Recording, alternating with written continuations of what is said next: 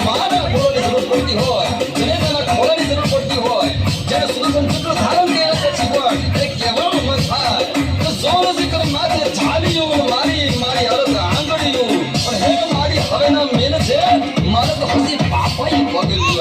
હે એ જીવનદાત્રી માં તું કોની દેવી છું માં તું કોની દેવી છું